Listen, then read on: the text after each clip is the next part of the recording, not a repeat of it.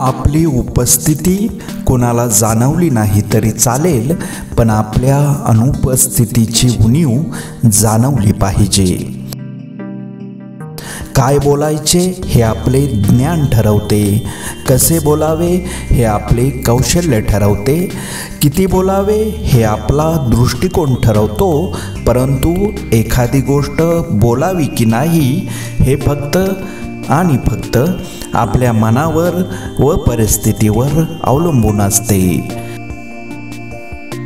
झाडासारखे जगा, खूप उंच व्हा, पण जीवन देणाऱ्या मातीला कधी विसरू नका. शांतता बऱ्याच समस्यांवर औषध असू शकते, पण सर्वच नाही.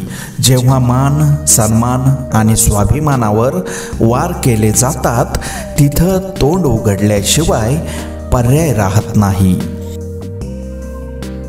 कुणीही तुमच्या पाठीशी असो किंवा नसो, आपला विश्वास आपल्या सोबत असू द्या. कुणाच्या सहकार्यांची कधीच गरज भासणार नाही.